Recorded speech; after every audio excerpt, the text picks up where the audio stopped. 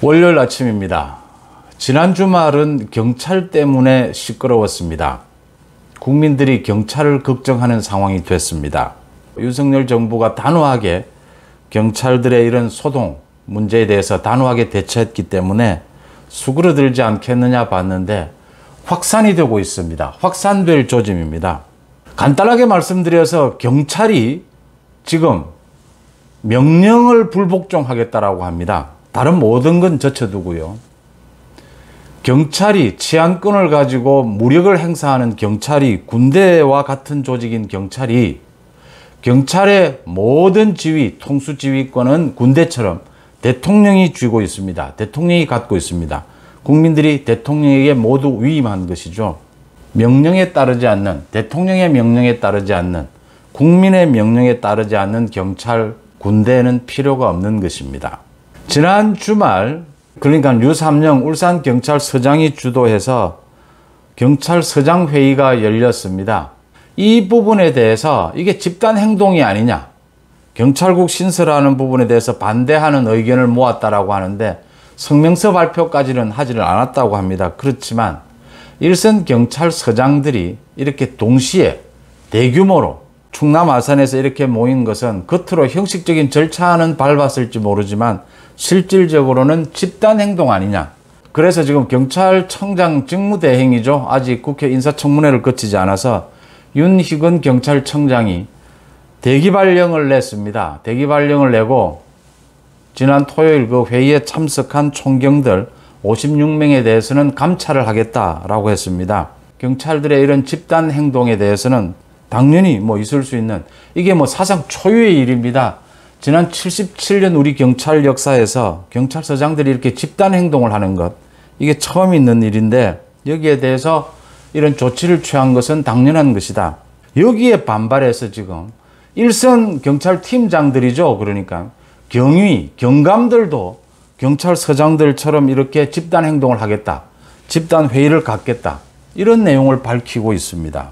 그러니까 류삼영과 경찰서장, 일부 경찰서장이 모였던 이게 집단 행동이냐 아니면 그냥 의논 정도였느냐, 지금 서로 간에 이렇게 다툼이 있는데 이 부분에 대해서는 논란이 있을 수 있습니다. 그런데 가장 중요한 것은 경찰청장이 모임을 중지하라 해산 명령을 내렸는데도 해산하지 않고 이 경찰서장들이 회의를 강행했다. 또 여기에 반발해서, 여기에 동조해서 경위, 경감들이 또 집단 행동을 벌린다.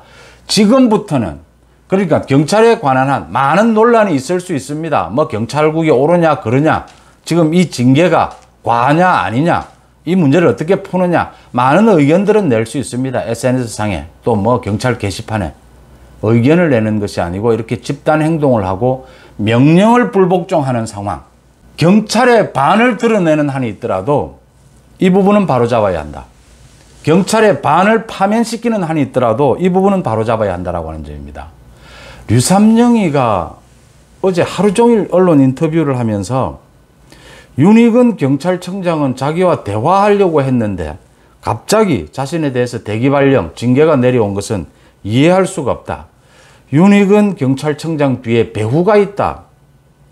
정치인이 꼭 할 만한 이런 말을 한 것. 배후가 있습니다. 윤희근 경찰청장 뒤에. 윤희근 경찰청장의 인사권자인 대통령이 배우입니다. 그 대통령 뒤에는 국민이 배우입니다. 지금 경찰이 정치 경찰이 되고 있다. 이제 명령을 불복종하고 있다. 경찰과 군인은, 명령을 불복종하는 경찰과 군인은 잘라내야 된다라고 하는 점입니다. 어느 국민도 명령에 따르지 않는 경찰과 군인을 그냥 두고 볼 수는 없다라고 하는 점입니다. 월요일 아침 송은재TV 시작하겠습니다. 송은재TV 아직 구독자가 아니신 분 혹시 계시면 구독, 좋아요 버튼, 저한테는 큰 격려, 힘이 된다는 말씀부터 드립니다. 제가 그러니까 고등학교를 졸업하고 대학 갈 쯤 해서 경찰대학이 갓 생겼었습니다. 그래서 제가 아는 동기들이나 많은 또 후배들 경찰대학을 많이 갔습니다. 그 이후에 이제 기자가 돼서 많은 경찰들을 만나게 됩니다. 경찰대학 출신들을 많이 만납니다. 경찰대학 출신들 중심으로 해서 본격적으로 불만이 터져 나온 것이 검사들에 대한 불만이죠. 이게 지금 명령하복, 지휘권을 검사가 갖고 있고 기소권도 검사가 갖고 있으니까 지금은 뭐 굉장히 평등한 수준으로 다 바뀌었지만 제가 기자 생활을 처음 시작한 33, 4년 전만 해도 검사들이 경찰들을 굉장히 이렇게 무시하는 일들도 많았고 경찰들이 거기에 불만도 많았습니다. 굉장히 자존심 상해했죠. 특히 경찰대학 출신들은 뭐 우리가 검사에 비해서 못한 게 뭐가 있느냐, 실력으로 보여주겠다 하는 것도 있었고 많은 이런 갈등들이 있었습니다. 그때마다 경찰들의 그 자존심 상해하는 게 좀 이해가 된다. 또 검사들을 만나면 검사들이 경찰을 무시하는 그런 것에 대해서는 좀 나무라기도 하고 그런 기억들이 있습니다. 이번에도 이 일이 터지니까 검사들의 회의는 뭐 봐주면서 왜 경찰들의 회의는 막고 징계를 하느냐 이런 이야기들이 계속 나옵니다. 경찰들의 자존심 부분은 제가 이해를 합니다. 그런데 검찰과 경찰은 다릅니다. 이 이야기부터 제가 풀어가겠습니다. 자꾸 지금 독립, 중립을 이야기하고 막 혼선을 일으킵니다. 같이 씁니다. 검찰과 경찰의 독립과 중립은 개념이 다릅니다. 중립은 정치적인 집단, 정치적인 이해관계로부터 중립을 지킨다라고 하는 것이고 독립이라고 하는 것은 완전히 우리나라 헌법상 독립기관으로 인정을 받겠다라고 하는 겁니다. 하는 일도 다릅니다. 검찰과 경찰은 조직도 다르고 검찰은 준사법기관입니다. 경찰은 조직도 13만 명 어마어마하지 않습니까? 검찰은 2,500명입니다. 경찰의 주요 업무는 치안입니다. 치안. 우리나라 대통령제 지금 헌법 체계에서 완전히 독립기관으로 분리되어 있는 것은 사법부, 국회, 선거관리위원회, 헌법재판소 이런 것들입니다. 이건 완전히 대통령의 권력으로부터 완전히 독립된 독립기관입니다. 검찰을 이렇게 완전히 독립기관으로 할 것이냐? 이건 각 나라마다 조금 입법례가 다릅니다. 그런데 대부분의 나라에서도 완전한 독립기관으로 하지는 않습니다. 검찰이 준사법기관이긴 하지만 지금 경찰로 넘어오게 되면 경찰의 독립, 경찰을 완전히 독립관청으로 하는 나라는 전 세계에 없습니다. 그래서 경찰은 독립이란 말은 맞지가 않습니다. 지금 일부 언론에서 이런 부분들을 혼용하거나 아니면 정치적인 목적을 가지고 야권에서도 경찰의 독립을 이야기하는데 경찰의 독립은 없습니다. 경찰은 중립입니다. 경찰의 중립성, 경찰 수사의 중립성을 어떻게 인정해 줄 것이냐라는 문제가 있을 수가 있습니다. 이렇게 검찰과 경찰은 다르다라고 하는 것이고요. 그걸 비교하면 안 되고 내부적으로 좀 들어가면 검찰들도 검사장 회의나 일선 검사 회의를 엽니다. 그 회의를 열 때마다 검사장의 허가, 총장의 허가를 받아서 회의를 열니다. 총장이나 검사장이 과거에 반대하는 경우가 있었습니다. 그럴 때는 많이 반발을 하면서도 SNS상에 많은 반발을 하면서도 결국 검사회의를 열지는 못합니다. 왜냐하면 이 명령 불복종을 할 수는 없기 때문입니다. 경찰도 마찬가지입니다. 경찰, 많은 지금 경찰국에 대해서 반발할 수 있습니다. 많은 의견 낼 수 있습니다. 경찰서장 회의 열겠다 할 수 있습니다. 그런데 경찰청장, 지금 직무대리입니다. 경찰청장의 명령이 떨어졌습니다. 이 회의는 부적절하다. 법규 위반이다.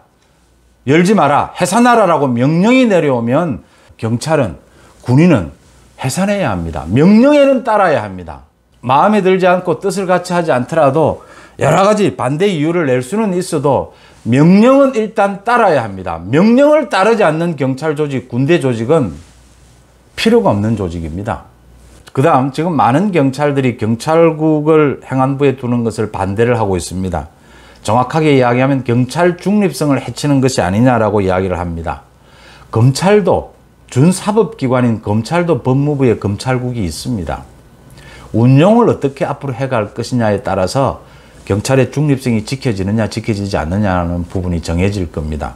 반대 의견 있을 수 있습니다. 또 조직 이기주의는 어느 조직에나 있습니다.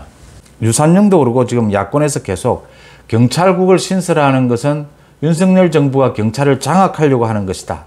그동안 30년 동안 지켜온 경찰의 중립성이 훼손된다라고 이야기를 합니다.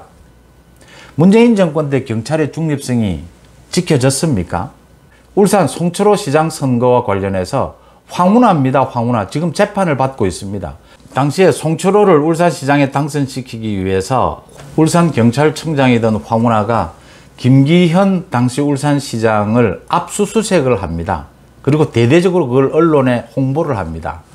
김기현은 한 달 전쯤에, 선거가 있기 한 달 전쯤에 이렇게 압수수색을 당하면서 그 선거에 지게 됩니다. 그 이후에 재판 과정에서 무죄로 드러났습니다. 교묘하게도 이번에 이 경찰서장 회의를 주도한 류삼영도 울산경찰서장입니다. 류삼영이 경찰 중립을 이야기하려면 황운하 이야기부터 먼저 하고 시작을 해야 합니다. 드루킹 사건 때도 경찰이 수사를 하다가 청와대가 걸리니까 수사를 중단했지 않습니까? 그래서 특검으로 갔던 것 아닙니까? 문재인 정권 5년에 경찰이 정치적 중립을 지켰느냐라고 하는 부분입니다. 황운하 이야기가 나왔었는데 황운하는 지금 재판을 받고 있는 황운하가 어제 이 경찰들의 경찰서장의 이 모임, 이 반발에 응원을 한다라고 하면서 경찰의 중립을 지키기 위해서 모든 후배 경찰들이 적극 나서주기 바란다. 윤석열 정부의 경찰 장악에 적극 반발하기를 바란다. 이런 이야기를 했습니다. 이래서 지금 문제가 되는 겁니다. 그러니까 황운하와 민주당에서 우상호는 그렇지 않은 것으로 보입니다. 그런데 민주당과 지금 이 경찰서장 회의를 주도하고 있는 류삼영이 뭔가 소통하고 있는 것이 아니냐라는 느낌을 받습니다. 류삼영이 다시 말씀을 드리지만 어제 하루 종일 언론 인터뷰를 하면서 정치인처럼 이야기를 합니다. 자신에 대한 징계 뒤에 배후가 있다. 배후 있습니다. 대통령이 배후고 국민이 배후입니다. 대통령과 국민의 명령을 받아서 경찰청장 윤희근이가 징계를 내린 겁니다. 명령 불복종을 하는 류삼영에 대해서 징계를 내린 겁니다. 이게 지금 일선 경찰서장 총경이 할 이야기입니까? 배후가 있다라고 하면서 선전선동을 하고 있습니다. 경찰의 중립성이 훼손된다라고 합니다. 훼손된 것은 이미 문재인 정권 5년 때는 경찰의 중립성이 모두 다 망가졌습니다. 그 이야기는 하지 않고 앞으로 경찰국이 생기면 훼손될 우려가 있다라고 하는 겁니다. 우려를 이야기를 하면서 지금 이렇게 선전선동을 하고 있습니다. 다시 말씀드리지만 윤석열 정부가, 윤석열 대통령이 민정수석실을 가지고 있으면 하는 일이 너무 편합니다. 많은 부분에 있어서 국가 권력기관을 한 손에 다 쥐고 갈 수가 있습니다. 그렇게 좋은 민정수석실을, 권력의 핵심이지 않습니까? 윤석열 대통령은 그걸 스스로 내려놓았습니다. 자신은 하지 않겠다. 검찰총장 출신이기 때문에 그 패단이 얼마나 많다는 걸 알고 있기 때문에 경찰의 중립성을 지켜주고 싶기 때문에 스스로 내려놓은 겁니다. 민정수석실을. 행안부와 경찰이 의논을 해서 경찰에 대한 견제를 할 수 있는 방안을 찾아봐라. 그래서 나온 게 지금 경찰국입니다. 경찰국을 앞으로 어떻게 운용하고 경찰국에 어떤 권한을 주느냐, 이런 부분들은 앞으로 충분히 수기를 통해서 해나갈 수 있는 부분입니다. 지금 이 경찰서장들의 이 회의를 보면서 또 이 반발을 보면서 역시 경찰은 통제, 견제가 필요하구나. 많은 사람들이 그런 이야기를 하는 까닭입니다. 결론으로 돌아가겠습니다. 어제 대통령실의 김대기 비서실장이 취임한 이후에 처음으로 대통령실 기자실을 찾았습니다.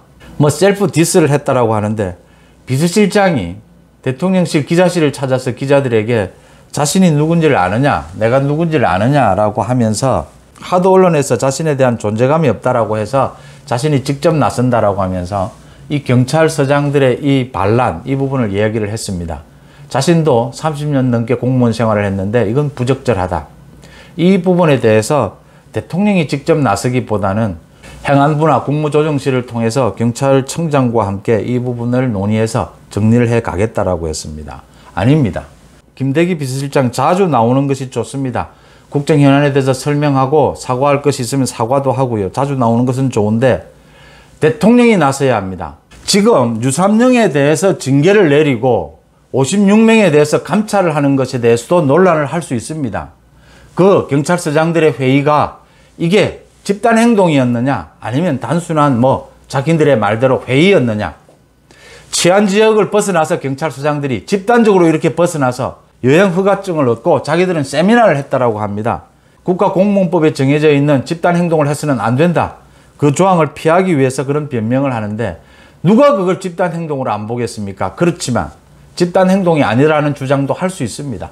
이런 징계에 대해서 법적 조치도 할 수 있습니다. 법적 구제 조치도 할 수 있습니다. 그렇지만 이 징계 조치, 경찰서장, 이 경찰의 반란에 대해서 경찰청장이 징계를 내리고 명령 불복종에 대해서 내린 겁니다. 여기에 대해서 반발을 해서 추가 집단 행동을 또 한다든지, 여기에 반발을 해서 계속 정치적인 언행을 일삼는다든지, 경위나 경감들도 지금 집단 행동에 나서겠다라고 하는데, 집단 행동에 나선다면 이제는 최고 명령권자인 대통령이 나서야 합니다. 물론 그 전까지 경찰청장을 중심으로 여러 가지 대화도 할 수 있고 또 여러 가지 협의도 할 수가 있습니다. 경찰국 운영에 대해서 여러 가지 반대 의견을 수렴할 수도 있습니다. 그렇지만 명령 불복종에 대해서 유삼영이가 앞으로 계속해서 정치적으로 반발한다든지 집단 행동에 나선다면 이제는 대통령이 나서야 합니다. 왜냐하면 경찰에 대한 명령 지휘권을 위임한 것은, 국민들이 위임한 것은 대통령이기 때문입니다. 대통령이 나서서 명령 불복종을 하는 경찰은 모두 경찰에서 드러내야 합니다. 모두 파면시켜야 합니다. 국민의 명령, 대통령의 명령을 듣지 않는 경찰 군대는 대한민국에서는 필요가 없습니다. 그걸 인사조치하지 않는다면, 파면하지 않는다면, 드러내지 않는다면 그건 대통령이 직무유기를 하는 겁니다. 국민들이 대통령을, 윤석열 대통령을 뽑아줄 때는 그런 국가기강, 명령계통은 확실하게 하라라고 하는 그 위임을 하면서 뽑아준 것입니다.